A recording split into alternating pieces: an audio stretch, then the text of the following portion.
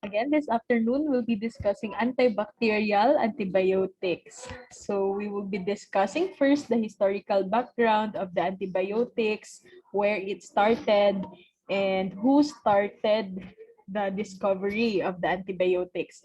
And then we will be enumerating the requirements for a substance to be considered an antibiotic. And for the first part, we will be discussing the beta-lactam antibiotics. Ika-classify natin sila and we will be discussing their mechanism of action. And the last one, we will be classifying penicillins based on their activities. So by the way, penicillin is under the beta-lactam antibiotics. So mag-start tayo sa beta-lactam, specifically sa penicillins. Okay? Kasi nakailaan ni Mia. Yung uncle. Isa man ni siya. Alexander Fleming. Okay, yes. He is Sir Alexander Fleming. He was the one who discovered penicillin. The discovery was accidental. So he discovered penicillin from the molds called Penicillium notatum in 1929.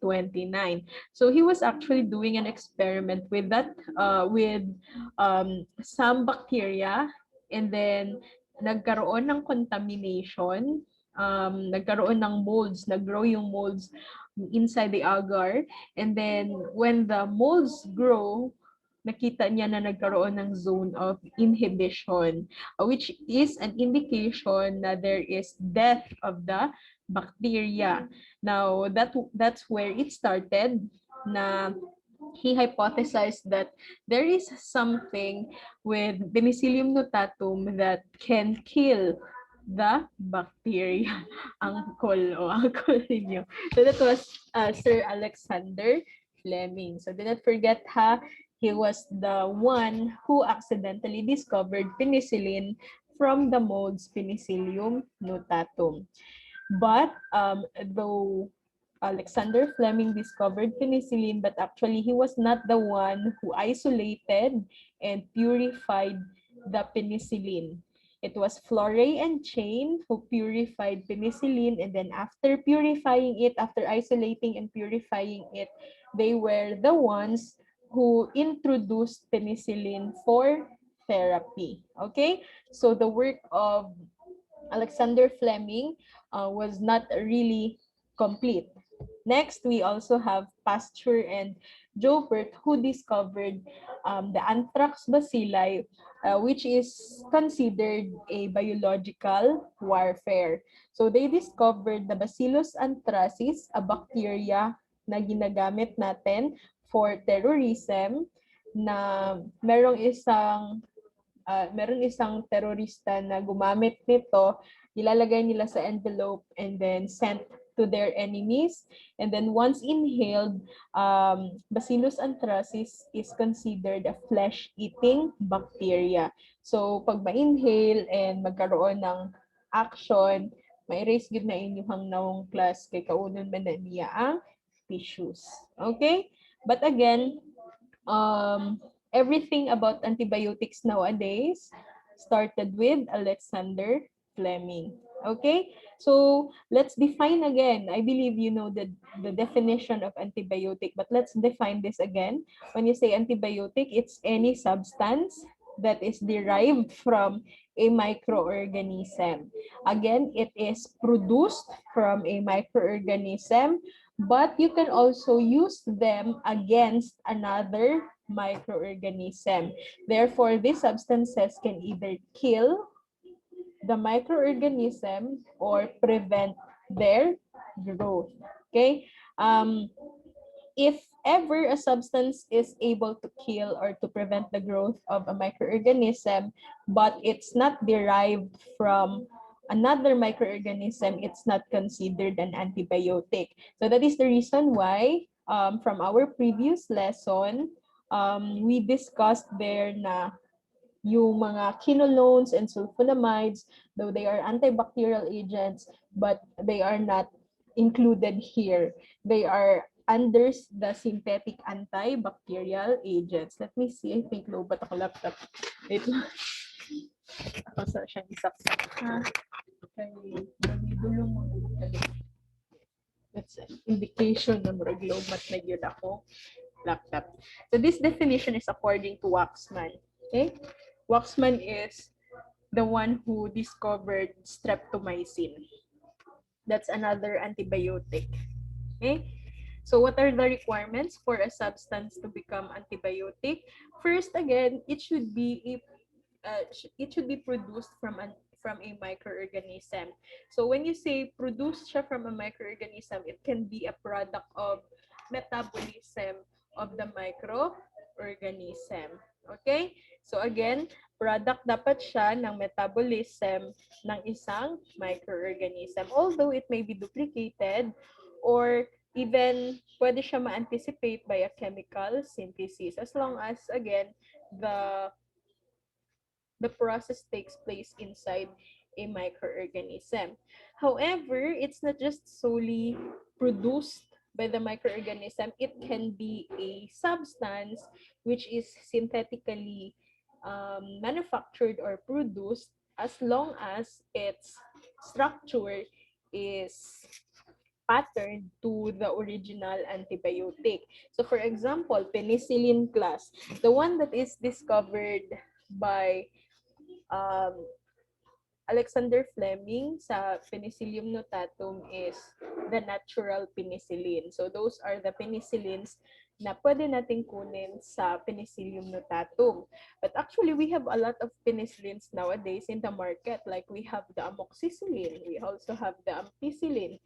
Those are actually synthetic drugs.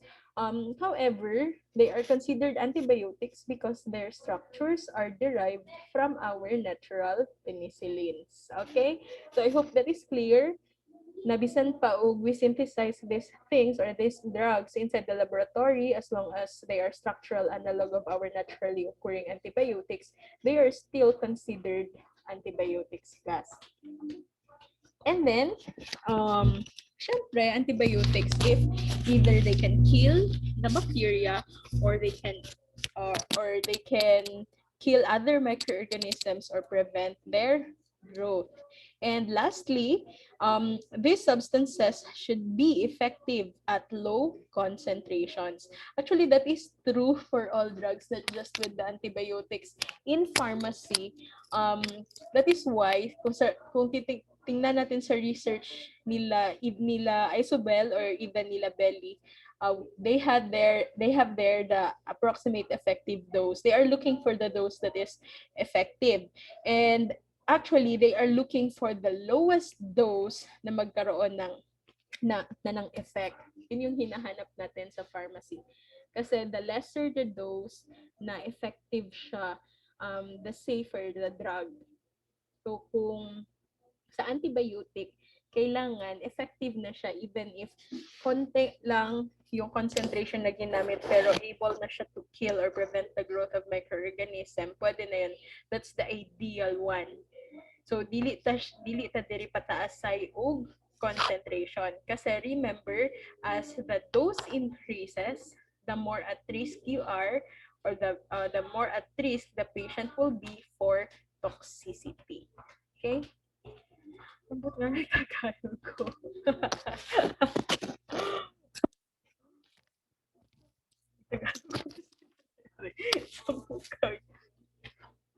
Ay, kawindang dira kay panagsalang na. Okay. Questions, class, about the definition of the antibiotics as well as the ideal characteristics sa atong mga antibiotics. Requirement na siya.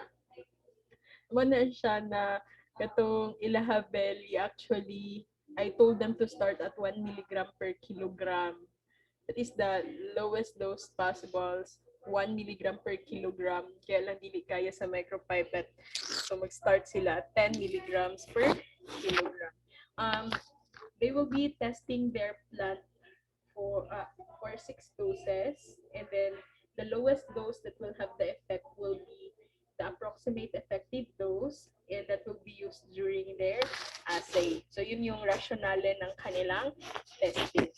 Now, let's start discussing the different antibiotics that we have, and we will be starting with the beta-lactam antibiotics. So we have two groups of antibiotics na members of the beta-lactam. We have the first one, the penicillins, and then the second one, we have the cephalosporins.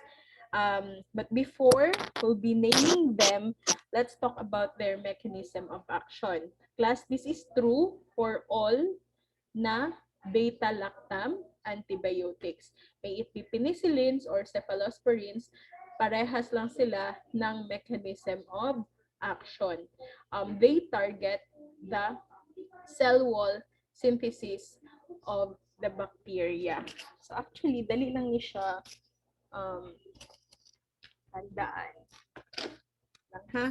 Kasi atong mga antibiotics class and even the synthetic antibacterial agent, actually, ang target ana nila, duha lang. It can be the cell wall synthesis or it can be the protein synthesis. Again, for our antibiotics, the target will either be the cell wall synthesis or the protein synthesis. For beta-lactam, their target is the inhibition of the cell wall synthesis.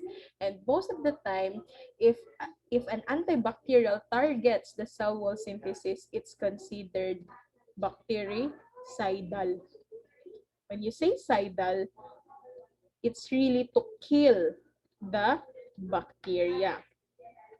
So if you use either penicillin or cephalosporin, since they interfere with the last step of the bacterial cell wall synthesis, they are able to kill the bacteria. Patay ang bacteria yun. But if the antibiotic has a mechanism of action that inhibits the protein synthesis, that antibiotic is considered a bacteriostatic. So, mo lang na inyong ano siya ang palatandaan kung static ba or cidal ang atuang antibiotic. So again, pag protein synthesis inhibitor, the antibiotic is considered bacteriostatic. And that means when you say bacteriostatic, these antibiotics prevent the growth of bacteria. So not necessarily na sila ang magpatay sa bacteria, but they will just prevent the growth of bacteria. They will prevent the multiplication of bacteria inside the body. And dili siya mag-grow, dili siya magdaghan. And ang ending ana class, our immune system can win over the bacteria inside. So again, dili ang drug ang magpatay, but instead our immune system. The drug will just help our immune system by preventing the growth of the bacteria para dili na siya magdaghan, dili niya ma-overpower ang atuang immune system. So I hope nasabtan to. Nakuha niyo ang difference. Questions? Wala? So again our beta-lactam antibiotics are cell wall synthesis inhibitor. Remember that the cell wall is very important for the bacteria to keep everything inside intact and properly functioning. But if you inhibit the cell wall synthesis, there will be lysis of the cell wall. And then after that, there will be leaking of everything inside the bacterial cell. So including the ions, even the organelles, there will be leaking of those things, and that means the bacteria will be dead after. So that is why considered sila as bactericidal. So actually, sa cell wall synthesis, the target of the beta-lactam antibiotics are the peptidoglycan. So you are very familiar with the peptidoglycan. It's a combination of protein and sugar that is an important component of the cell wall. And then you even use the peptidoglycan to differentiate gram-negative and gram-positive bacteria. So, si gram-positive bacteria are those bacteria na merong makapal na peptidoglycan. While the other one, the gram-negative bacteria, though they also have peptidoglycan, pero nipis siya compared with the other one. Therefore, as you can see in their mechanism of action, most of these drugs actually are effective for gram-positive bacteria kasi si gram-positive bacteria ang merong maraming peptidoglycan. However, the newer generation of these drugs are actually what do you call that, superior than the first gen kasi they have activity even sa gram-negative bacteria. Okay? Sige. I hope klaro na siya ha. So let's start with the penicillins class. Penicillin is the pharmacologic class. They are all beta-lactam antibiotics. They have the same mechanism of action. But again, we call the pharmacologic class penicillins. So they are grouped together as one because they have similarities in their structure. And that is the presence of the beta-lactam ring. And then the beta-lactam ring is attached to a thiazolidine ring. So, if tanaw na to ang ilahang structure, this is how it looks. This part here, wait, let me draw. Okay, this part here, class, this is actually the beta-lactam ring. And this part here is the thiazolidine ring. Okay? So our penicillins always have this structure or structures or part sa ilahang structure. Ang mag-differentiate sa ilaha is this one. So R can be any functional groups. So that will differentiate one penicillin from the other as long as they have the beta-lactam ring and the thiazolidine ring. Now, altogether, the nucleus is called 6-aminopenicillinic acid. Unsa ng nucleus? Diba, this is the beta-lactam ring, this is the thiazolidine ring, but altogether, we call it 6-aminopenicillinic acid. Or para mas dali siya tandaan, it's balay ni baliktad. Wait. Let me delete it.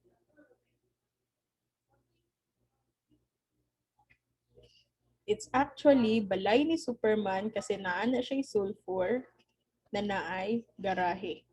Yan lang ang wala na siya kung ginatandaan para makaingon ko na this drug is a penicillin because of the presence sa balay ni Superman na naay garahe. Okay? Questions? Actually, this was the only structure that was included in our board exam. So I can't really forget it kasi I was very sure at that time that the given structure is a structure of penicillin. So sa sa area 1 I think, sa PharmChem 2 na area. So they gave us a structure. It's actually a complicated structure. And then the choices are, we have like letter A, penicillin, letter B, cephalosporin, letter C, carbapenem, letter D, monobactam. So mo siya ang mga choices. And then, though it's a very big structure, na recognize na ko ni nga part.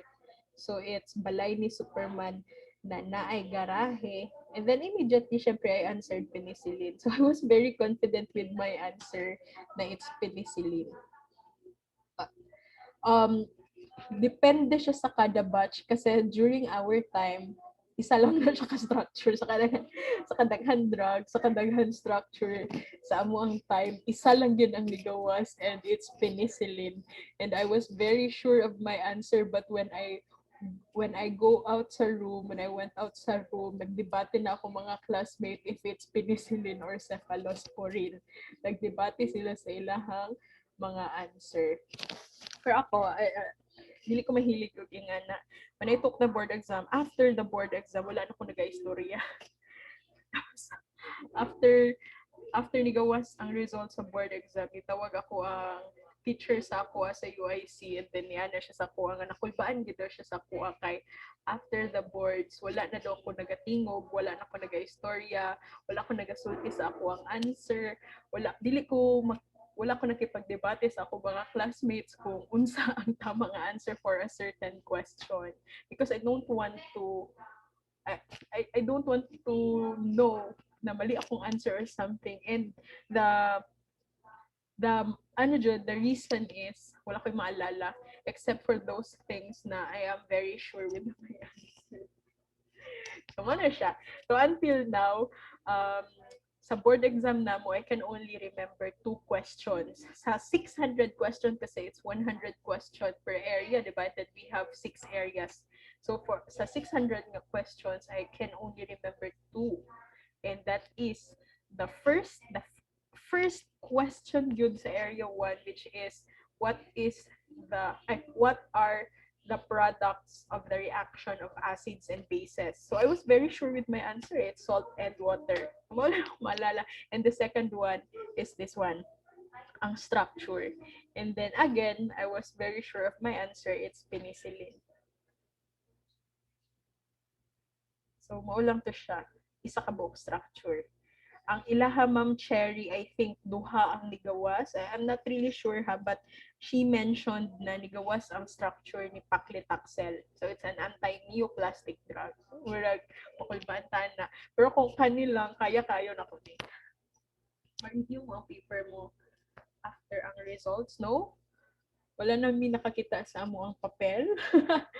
So paggawas sa board exam result, that's it. Kung na mong pangalan, nakapasa ka. Kung wala na kayo mabuhat. You have to review again, and then you have to retake the boards after the next round. Wala na. Pag-ipasa na nimo, that's it. You just wait for the result. So during our time, we took the board exam on January 12 and 13, 2013. And then the result came out on January 15. So 2 days na paghulat for the result. Okay? So please do not forget, if you can just see the balay ni Superman na may garahe, automatic class that is penicillin, wala na kay laing answer. 2 days, 2 days na anxiety. After the board exam at 3 p.m., the board exam ended at 3 p.m. After that, I directly went home sa Jensan. Walay pahuwayay. Sa'yo kayo nagsugurang board exam, alas 7, na human alas 3. Hindi ulit ko diretso sa Jensan.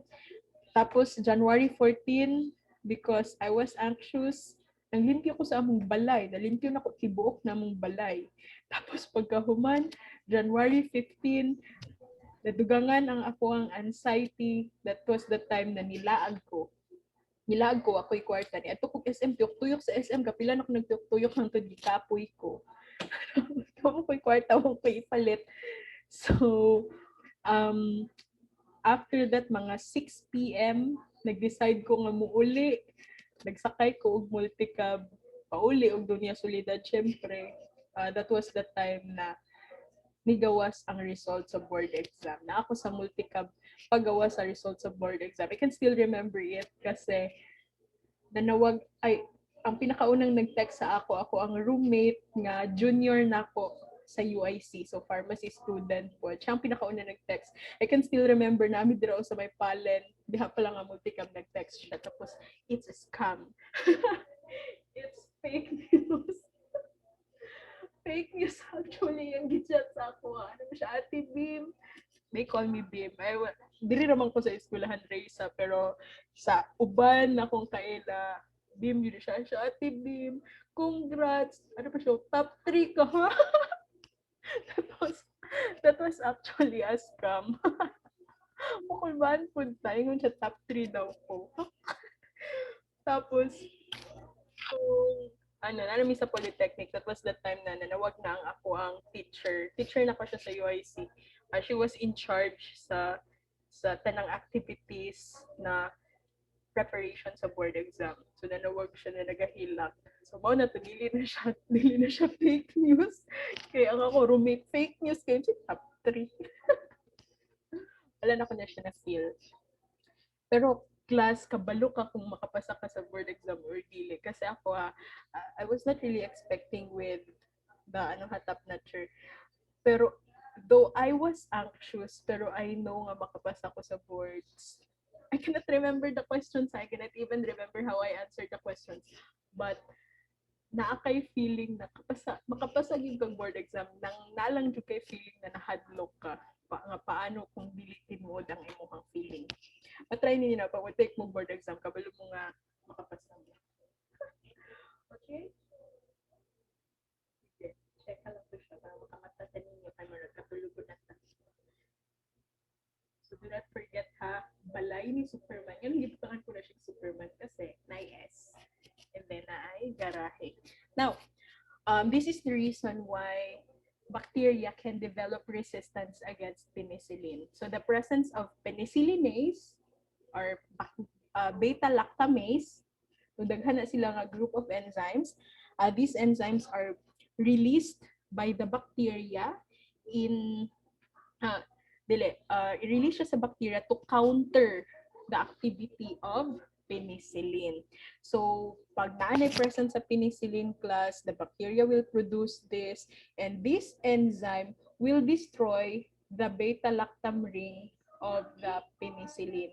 So, the reason class yun, nganong na ay antibacterial activity ang penicillin, nganong inhibit siya cell wall synthesis is the beta-lactam ring. Mao gid siya ang pinaka-importante nga part sa iyang structure.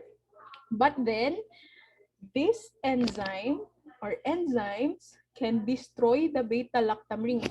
It can open the beta-lactam ring, and then once opened, the penicillin will be inactivated. Thus, there will be resistance. Okay? So, if the beta-lactam ring is open, the penicillin will be inactivated, and it is now called penicilloic acid. Okay, penicilloic acid na siya. So what are the bacteria that have this enzyme? We have the Staphylococcus aureus, the one that causes pimples, boils, eye, and other skin conditions. Naana sila penicillinases. That is why we don't really use penicillin that much for Staph aureus, but we have a group of penicillin na pwede ha. Most lang of the penicillin kay resistant ang Staph aureus sa ilaha. And most of our gram-negative bacteria. So this is the reason why most of the penicillin is really for the gram-positive bacteria. Gram-positive yun sila. Aside sa ang ilahang target is the peptidoglycan, ang mga gram-negative bacteria manggod na sila ani nga enzyme. But ganun gi-separate si Staph aureus kasi Staph aureus is a gram-positive bacteria. Okay? So spectrum of activity. When you say spectrum of activity, what are the bacteria or group of bacteria na pwede i-kill sa ato ang mga penicillins? So again, our penicillins are effective against gram-positive bacteria. They are also effective for our spirochetes. When you say spirochetes, these are our bacteria na spiral, gani ang ilahang appearance. And they are also effective for our anaerobe bacteria. So when you say anaerobe bacteria, these are the bacteria na dili nila kailangan of oxygen to live. Or kung naay presence sa oxygen, pwede sila mamatay. Okay? And atong mga gram-negative bacteria and even our mycoplasma are considered resistant. Again, ang gram-negative bacteria is resistant due to the presence of the beta-lactamases na enzyme, and our mycoplasma is also resistant. So if you will review your lesson sa microbio about mycoplasma, These mycoplasma bacteria are our smallest bacteria, and these are the bacteria that are devoid of cell walls. Wala sila'y cell wall. So, please, please always remember that kasi mga, ano man sila, mga, ano siya tawagan ng exceptions. Kasi our bacteria really have cell wall. Ang mycoplasma, wala.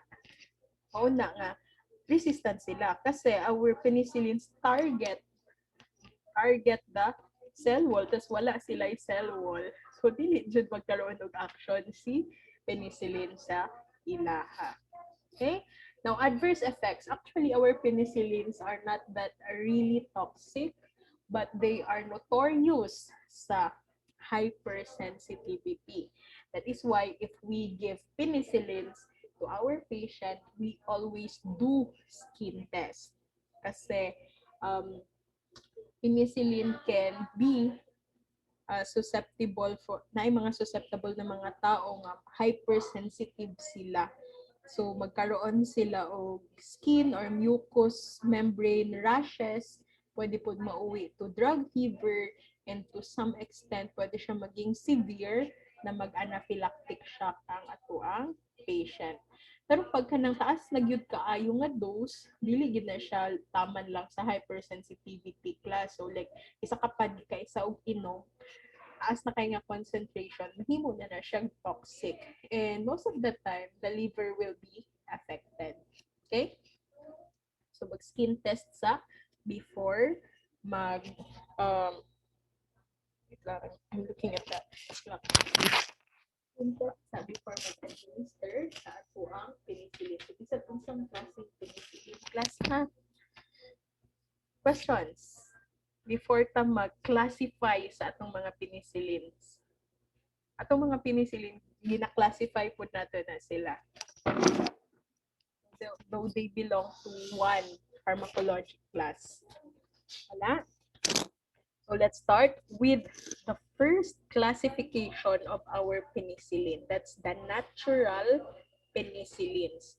So since as a name itself, natural penicillins, mo niyang penicillins that we are able to isolate and purify from Penicillium notatum. So unsa ni number 1, we have the penicillin G. Again, we call it penicillin G, or we call it, ayupak name niya, benzyl penicillin. So we have the structure sa penicillin atong beta-lactam ring plus the thiazolidine ring plus the benzene. That is why it is called benzyl penicillin. Again, it is your task to research for the specific structures of each drug. Now, penicillin G class, it's a natural penicillin. It's derived really from the molds called Penicillium notatum, but this is only given parenterally. It can be injected either intravenously or intramuscularly. So the reason why we don't give penicillin G orally is because it is poorly absorbed sa gastrointestinal tract natin. And if ipilit natin siya i-administer orally, you have to give a very high dose para magkaroon ng absorption and ma-reach niya ang systemic circulation. Okay? So in the market, this is available in water-soluble na form or na salt with potassium, sodium, or calcium. So it can be benzyl penicillin potassium, benzyl penicillin sodium, or benzyl penicillin calcium. So the presence of the salt is actually to make the drug water soluble. Kasi most of our injectable na antibiotics, naka-powder form sila, and then they have to be reconstituted. Once you reconstitute them, you need to have a suitable solvent. And the most important solvent that we have is water. So, kailangan maging water-soluble ang mga drugs. That is why they are manufactured in their salt form. However, though we give them IV and IM, this penicillin, the benzyl penicillin or the penicillin G, is rapidly eliminated from the bloodstream. Paspas siya ma-metabolize class, and since rapid ang iyahang metabolism, rapid pud na ang iyahang elimination.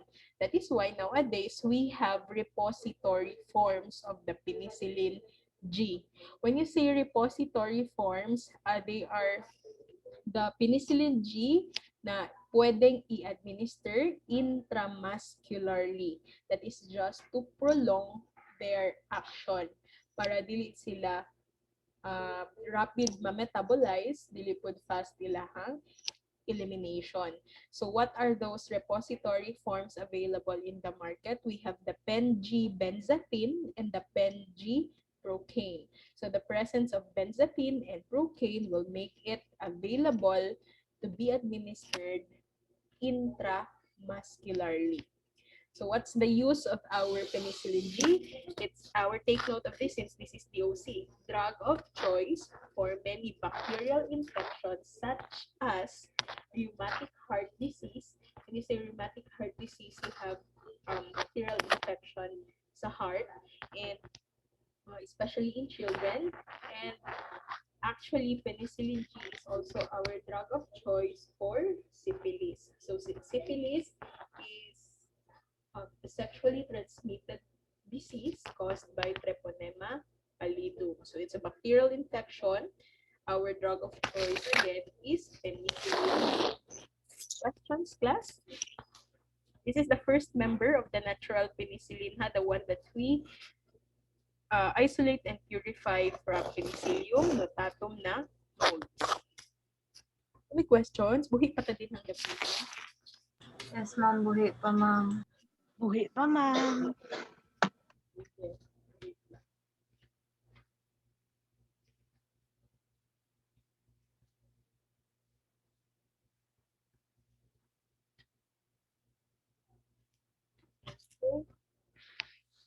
So let's continue. For penicillin G procaine, this is again one of the repository forms of our penicillin G. We have the following brand names available in the market. We have the crystallin, crystacillin, doracillin, and vicillin. It's actually a mixture, syempre, of penicillin, penicillin G to be exact, plus the procaine hydrochloric acid. Again, the reason why we incorporate this one is to make it available for intramuscular injection and prolong the duration of action of penicillin. Actually, the same thing with penicillin G benzathine. So the benzathine compound will give stability to our drug and again prolong its duration of action because penicillin is rapidly eliminated in the bloodstream. Okay, the second member of the group, the second member of the natural penicillins is the penicillin V. Ayupak name, phenoxymethyl penicillin. Penicillin G is benzyl penicillin. The V is phenoxymethyl penicillin. Brand names available in the market, we have the Pen V and the V-Cillin. Now, since we only have two members of the natural penicillin, the other one is administered parenterally. This one, the penicillin V, is acid stable. Thus, it can be used orally. That is why, para matandaan lang jud ni, ang pirmi ginaingon sa mga estudyante, V is for ba or bunganga, or kung dili pa gyud mahinumduman, bibig. That is just to really differentiate the two para matandaan lang yun ninyo na among sa mga natural penicillins, one is given parenterally and the other one is orally. So to identify which one of the two is given orally, you would just remember that B is baba. Baba para sa mga Bisaya. Nya kay ang mga Tagalog di man kasabot og ba. So let's have the bibig and the bunganga. So do not forget that class para malay niyo magawas na siya sa inyong board exam and as a pharmacist pohon, if you are asked by a doctor or a patient on how to administer the penicillin, kabalo mo kung paano siya i-administer. Okay? So again, we only have two members of our natural penicillins, the penicillin G and the penicillin V. G is given parenterally, IV, but we have repository forms that can be administered IM.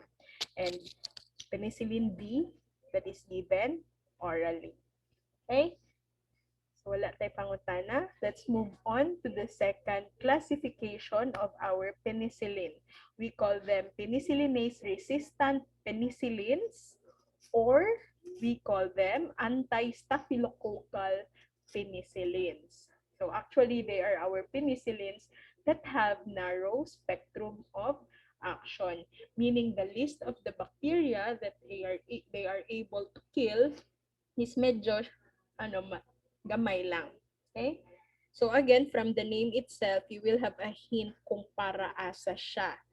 Penicillinase-resistant penicillins, meaning these penicillins can be given to those bacteria na nag-release, nag-produce of penicillinase or the beta-lactamase. So example, again, of the bacteria that produce that enzyme is the Staphylococcus aureus. That is why it is also called anti-staphylococcal penicillins. Okay? So si Pen B o si Pen G class, you should not use it against staph aureus infection because it is not, they are not resistant to penicillinase or the beta-lactamase. So the first member of the group is methicillin. IUPAC name is 2,6-dimethoxyphenyl penicillin. Brand available in the market, we have the Staphylococcus. However, tingnan ko brand available in the market, pero actually, wala na sa market ang methicillin class. Actually, di ba, dili siya kanang sikat, dili siya well-known nga penicillin because this is now off from the market due to the high incidence of nephrotoxicity, meaning this one is notorious of causing toxicity sa kidneys natin. So, especially the interstitial nephritis. So, it can cause inflammation sa nephron and then leading to maguba ang kidneys. Thus, this now is not available in the market anymore. So, what makes it resistant to penicillinase? So, we have some modification in the chemical structure of the drug. Actually, again, the structure is patterned sa natural penicillin, specifically the penicillin G.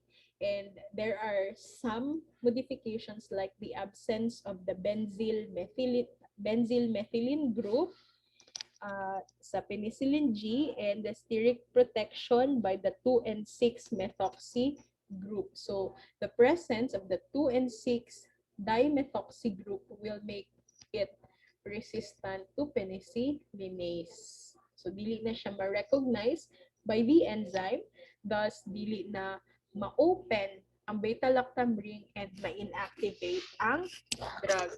But this is not already available in the market. Next, the second member of the group, we have the nafcillin.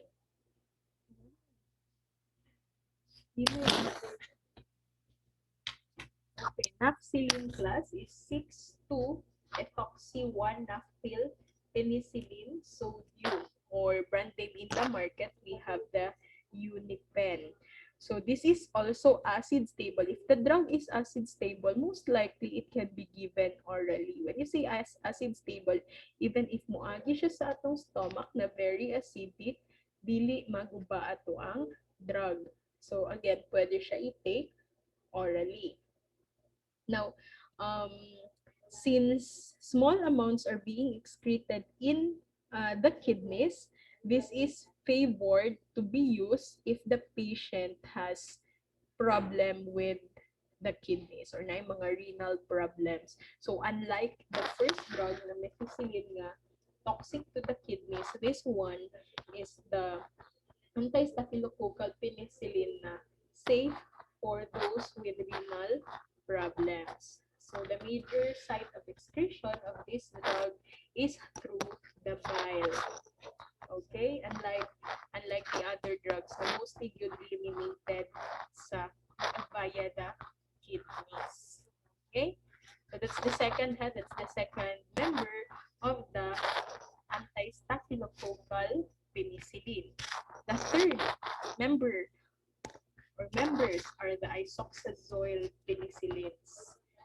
I-group sila into one because they have the same structure. Pero member gihapon sila sa penicillinase resistant or the anti-staphylococcal penicillins.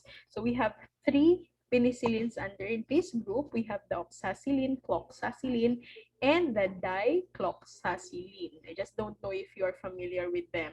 But if you have your community internship, you will always encounter these penicillins.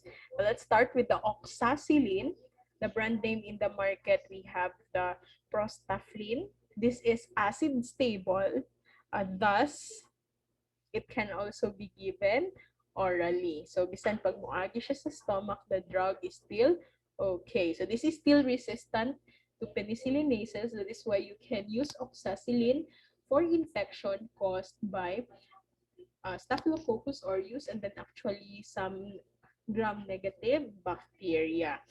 So, mana siya na ako'y kaila dati na nagkaroon siya og stay. Ang Bisaya sa stay, bujinggit. Kanang bujinggit class, dili na siya tungod kay nanilip ka, but that is caused by infection sa Staphylococcus aureus. So, muna iyang tambal oxacillin. Pwede ra siya. Though penicillin siya, pero kay resistant man siya sa penicillinase, so you can use this one for the sty. Pwede po siya sa boils. When you say boils, we have the pizza. So, pwede po siya gamiton si oxacillin. Now, we have the second drug, the cloxacillin.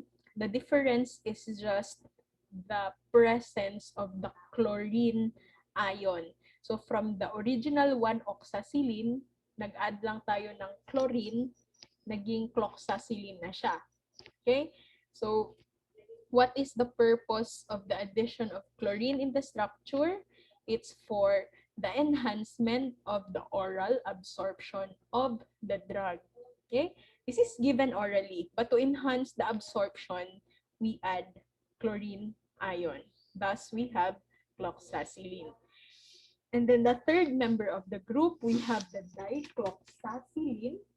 From the name itself, you add another chlorine ion. Thus, we have two chlorine ions here. So, similar to cloxacillin gihapon, but the presence of the second chlorine ion is for stability. Para masamot siya dili ma-hydrolyze sa sa acid and ma-enhance ang iyahang absorption. Okay, that's the purpose of adding the chlorine ions. Questions? Wala?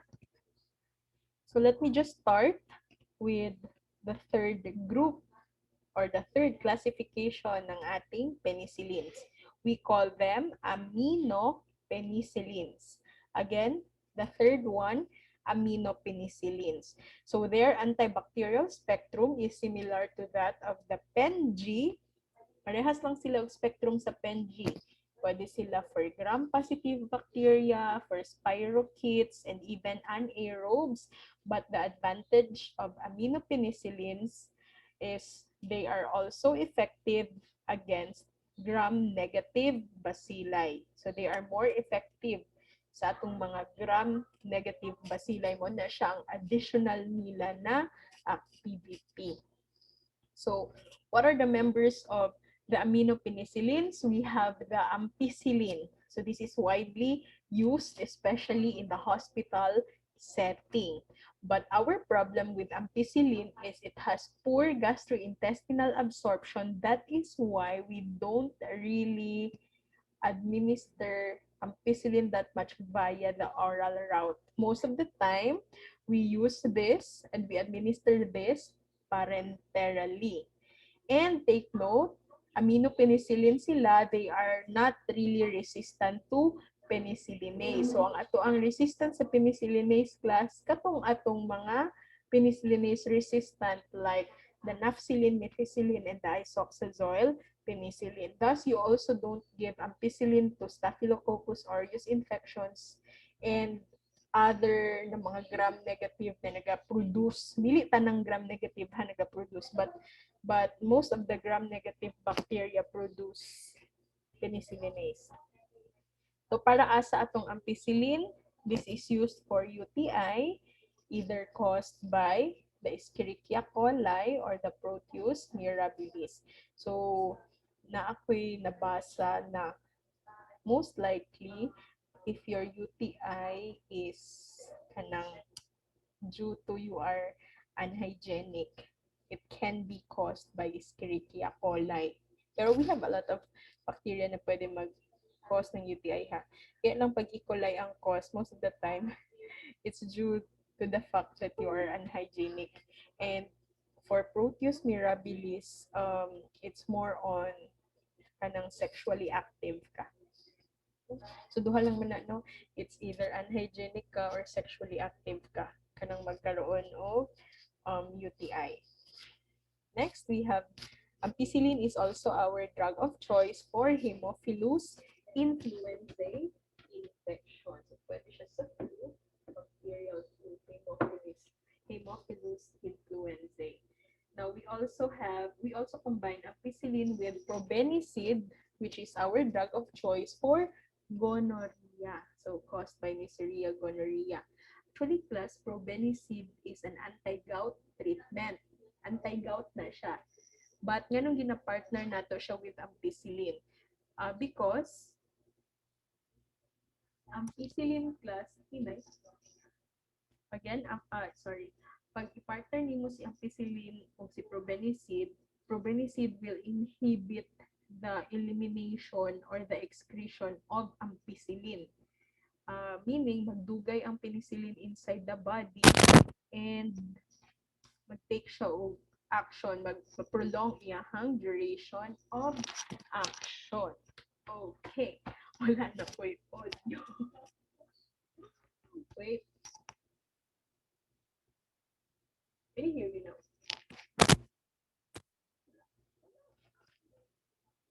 Okay na? But anyway, it's 4:29. You have questions class so far about our penicillins na we discussed? You want to clarify something? Our antibiotics class, most of them are given 3 times a day for 7 days. Most of them that's the dosage regimen. But for some severe infections, the dosage regimen will be up to even 2 weeks. So kung namoy ma-encounter na prescription na 3 times a day for 14 days, it may be because na severe ang infection sa ato ang patient. But for smaller frame na mga patients, mga payat na to na mga patients, mga gamay na mga tao, it's most likely 2 times a day. So na po yung mga cases na 2 times a day for 7 days. So it's because of the body weight of the patient.